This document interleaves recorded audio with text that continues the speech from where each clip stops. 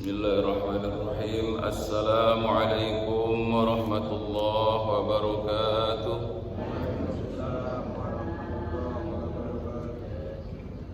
Alhamdulillah. Alhamdulillahilladzi an'ama alaina bi ni'matil iman wal islam. Asyhadu an la ilaha illallah wahdahu la syarikalah wa asyhadu anna Muhammadan abduhu wa rasuluh. La nabiyya wa la rasula ba'dah. Allahumma salli wa sallim ala nuril anwar wa siril asrar wa tiryakil aghyar wa miftahi babil yasar Sayyidina maulana Muhammadanil muhtar wa alihil adhar wa ashabil ahyar adada ni'amillahi wa ifdali amma ba'd. Qala Allah ta'ala a'udhu billahi minasy syaithanir rajim. Bismillahirrahmanirrahim. Allahul ladzi rafa'as samawati bighairi 'amadin tarawnaha thumma istawa 'alal 'arsyi wa sawwara asy-syamsa wal qamar kullun yajri li ajalin musamma yudabbirul amru yufassilul ayati la'allakum biliqa'i rabbikum tuqinun. Shadaqallahul 'adzim.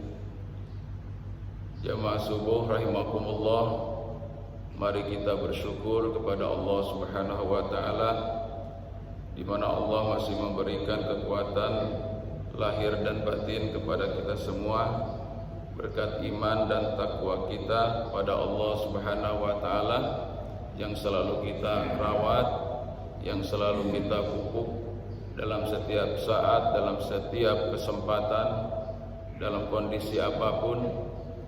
Iman kita selalu kita jaga, karena Allah sudah memberikan kepada kita pilihan, fa'alhamaha ujuraha wa taqwaha. Allah itu telah memberikan satu perangkat kepada kita, yaitu ilham. Ilham itu diberikan satu petunjuk. Ada dua opsi. Yang pertama adalah fujur, yang kedua adalah takwa. Jadi Allah perlihatkan dulu, yang pertama adalah sesuatu yang sifatnya itu adalah menyimpang dari ketentuan-ketentuan Allah Subhanahu wa taala yang seharusnya itu kita upayakan untuk kita tinggalkan. Takwa adalah merupakan satu ilham dari Allah Subhanahu wa taala yang Allah berikan semenjak kita berada di alam rahim ibu kita masing-masing. Alastu bi rabbikum, bukankah aku ini adalah Tuhanmu yang telah menciptakan kamu, yang dulunya kamu adalah nutfah, yang dulunya adalah kamu hanya sperma, kemudian dibentuk menjadi segumpal darah, menjadi daging, kemudian tulang belulang, kemudian dibungkus dengan daging. Fa ansha'na khalqan akhar, kemudian disempurnakan menjadi makhluk yang berbentuk lain, yang ditakdirkan kita menjadi manusia yang sempurna. Maka pada kesempatan ini kita selalu tetap bagaimana kita merawat keimanan tadi dalam setiap waktu, dalam setiap saat. Lebih-lebih kita diingatkan pada kesempatan di bulan ini kita masih dalam bulan Muharram, nisfu Muharram. Ya, hari ini mungkin 15 Muharram. Mudah-mudahan tetap semangat Muharram ini terus kita gaungkan. Kita senantiasa selalu isi dengan iman dan amal saleh kita. Kemarin sudah ada yang diawali dengan ibadah puasa di bulan Muharram. Ada suatu sahabat bertanya kepada baginda Rasulullah SAW, ayu amal apa setelah kita melaksanakan ibadah sholat mafruḍah yang difardukan, atau ayu afdalul ibadah ba'da sholatil maktubah, salat atau ibadah apa yang mempunyai keunggulan setelah salat yang diwajibkan. Faqala, jawabnya adalah as-salatu fi jawfil lail. Salat yang mempunyai keunggulan setelah melaksanakan ibadah salat 5 waktu adalah salat qiyamul lail, salat di malam hari. Wa minal laili fatahajjat bihi nafilatan lak asa ayyab'atsaka rabbuka maqaman mahmuda. Di separuh, di sebahagian, di sepertiga malam, fatahajjat bihi nafilatan lak, maka hendaklah kita melaksanakan ibadah qiyamul lail, salat malam, tahajud lah bahasa. Minimal 2 rakaat. Syaratnya adalah sunnahnya setelah kita tidur, walaupun sesaat. Walaupun sesaat. Kan ada yang tidur itu paling cepat jam 10, jam 11. Ada yang memang sudah kebiasaan durasi tidurnya itu, pola tidurnya itu ya selalu malam ada. Tiba-tiba Allah membangunkan padahal dia baru geletak. Ini adalah merupakan satu sinyal kesempatan dari Allah Subhanahu wa taala, karena itu diperintah oleh Allah. Wa minal lail fatahajjad bihi nafilatan lak. Hendaklah kamu laksanakan salat tahajud qiyamul lail sebagai merupakan salat sunnah, yang itu adalah di bawah salat al-maktubah yang telah aku wajibkan kepada kalian. Mungkin bisa jadi ya bagi para nabi, para rasul itu suatu kewajiban secara pribadinya, tapi bagi umatnya adalah tetap sunnah, walaupun memang ada perintah Allah itu tadi fatahajjad. Fatahajjad ini adalah adanya perintah dari Allah, hendaklah kamu melaksanakan sungguh-sungguh sholat tahajud itu. Memang berat sekali. Makanya tadi disebutkan dalam satu jawaban baginda Rasul itu adalah sholat yang afdol, sholat yang mempunyai keunggulan, keagungan sisi Allah Subhanahu wa taala setelah sholat yang diwajibkan adalah sholat tahajud tadi. Silakan.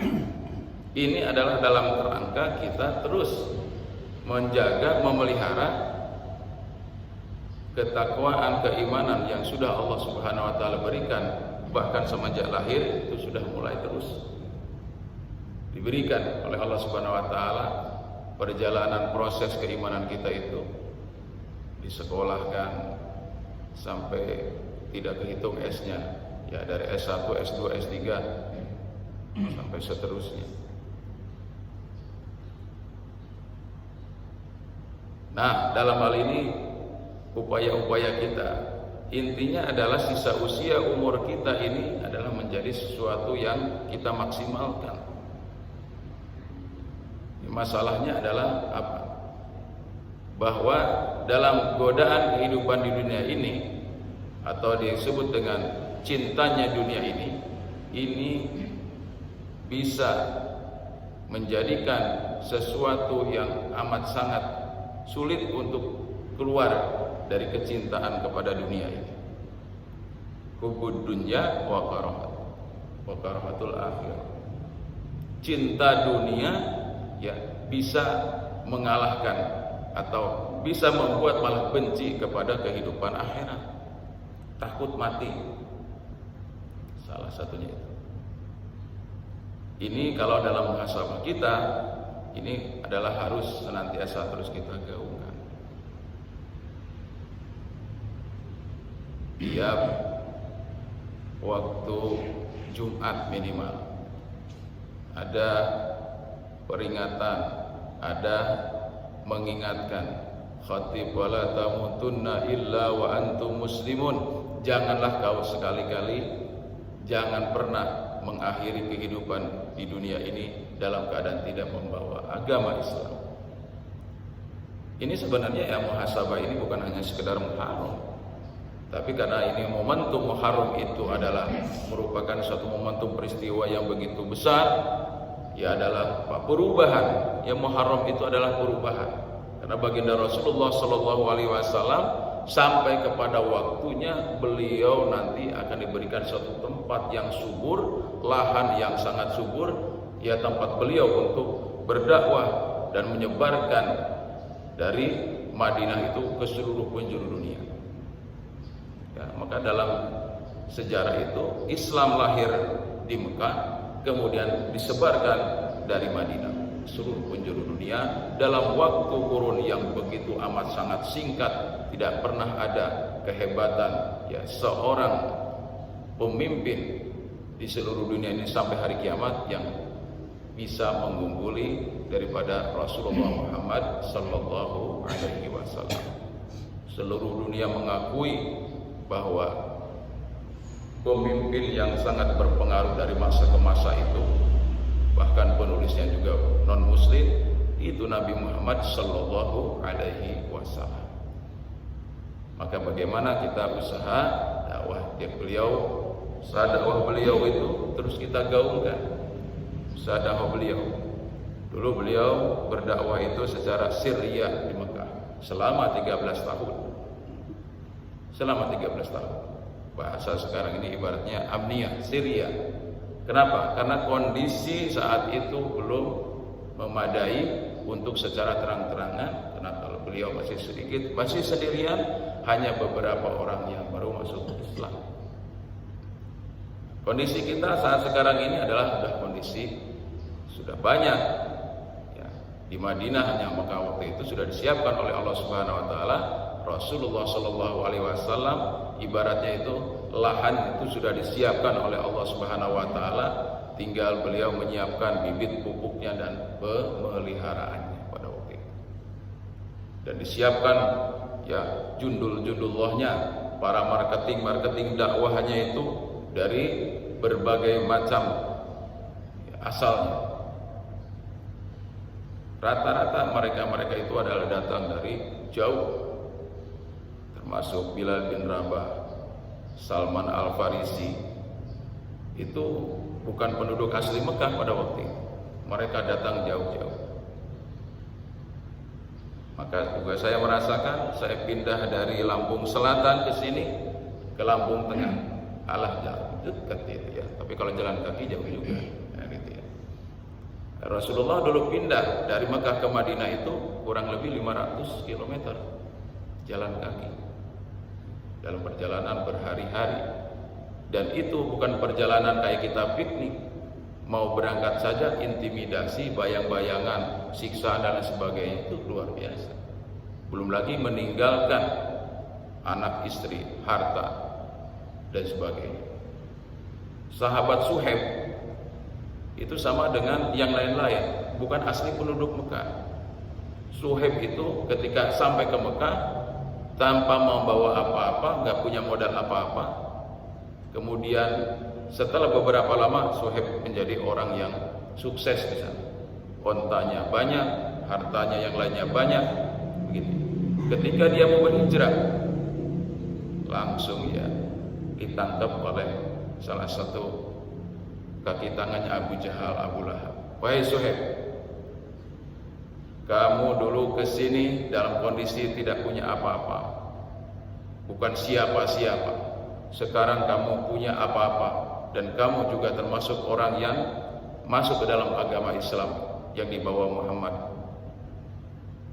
Ya udah tahu maksudnya. Sudah, saya akan tinggalkan semua harta yang saya miliki. Saya tidak akan membawa apa-apa. Sebagaimana dahulu saya ke sini tidak bawa apa-apa dan bukan siapa-siapa. Tapi hari ini saya adalah menjadi umat Rasulullah Muhammad Sallallahu Alaihi Wasallam.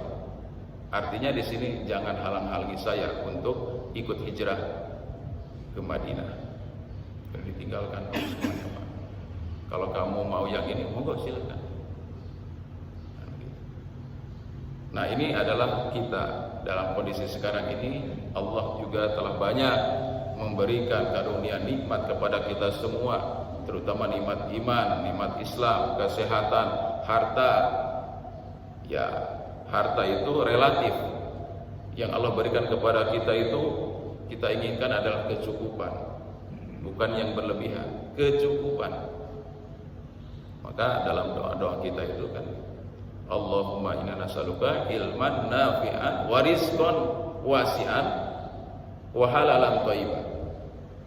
Jadi rizki yang luas itu adalah sanggup untuk bisa dijadikan sebagai rizki yang barokah, rizki yang bisa memberikan manfaat untuk keluarga, masyarakat, bangsa.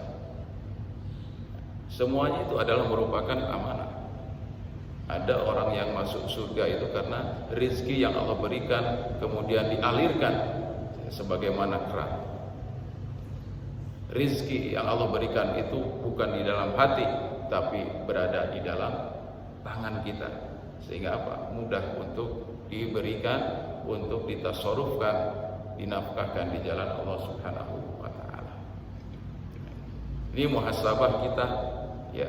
Kalau bagaimana supaya kita ini akan diselamatkan oleh Allah Subhanahu wa taala di dunia ini. Ad-dunya majra'atul akhir. Dunia ini adalah sebagai tempat untuk bercocok tanam kita dalam kehidupan nanti di akhirat. Kita akan menuai, kita akan memanen seluruh tanaman-tanaman kita di dunia ini, kita akan manennya nanti di akhirat.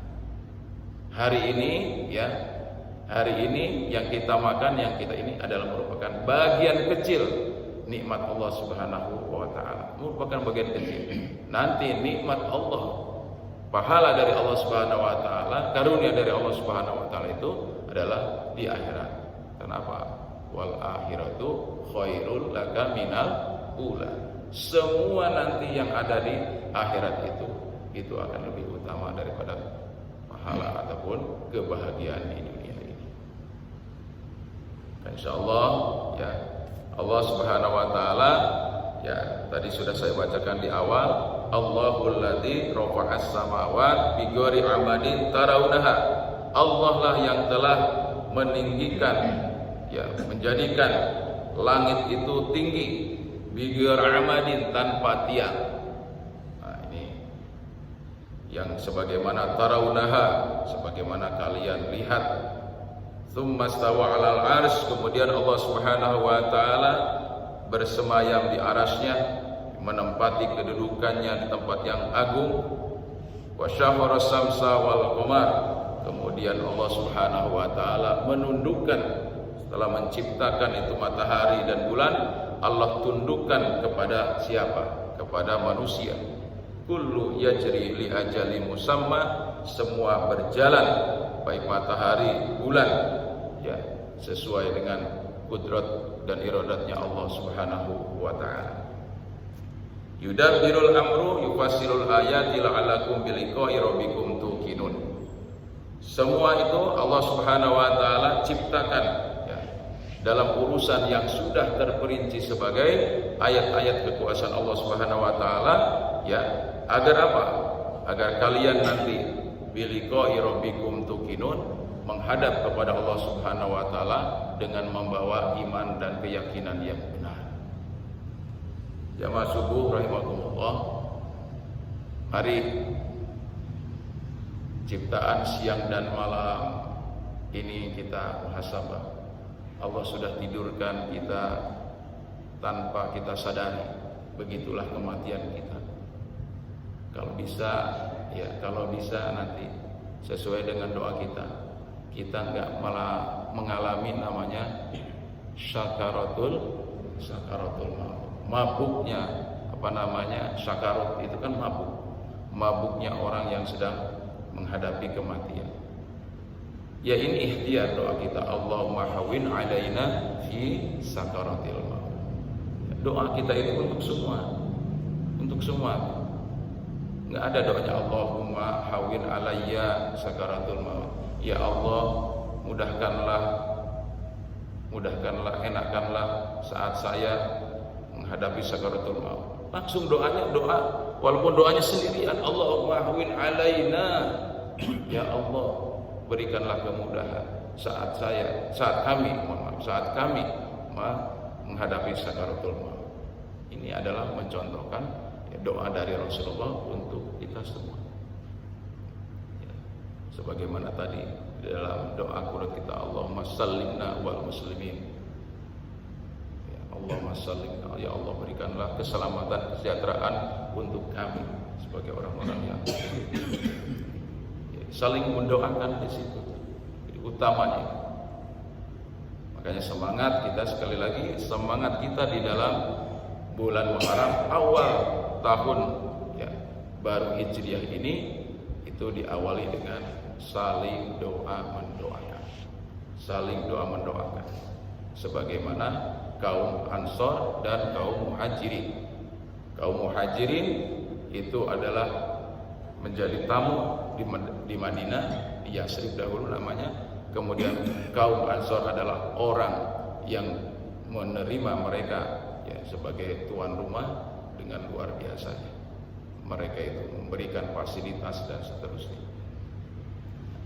Ya insya Allah ya ini masjid kita ini, masjid sebagaimana yang difungsikan di zaman baginda Rasulullah SAW itu adalah dalam rangka untuk ukhuwah Islam. Tidak ada sesuatu yang di masjid ini sesuatu yang istilahnya untuk infiradi, untuk sendiri ataupun golongan. Tapi di masjid ini sebagaimana fungsinya masjid itu adalah merupakan pusat center daripada kegiatan kaum muslimin, terutama dalam rangka untuk ibadah kepada Allah Subhanahu wa taala.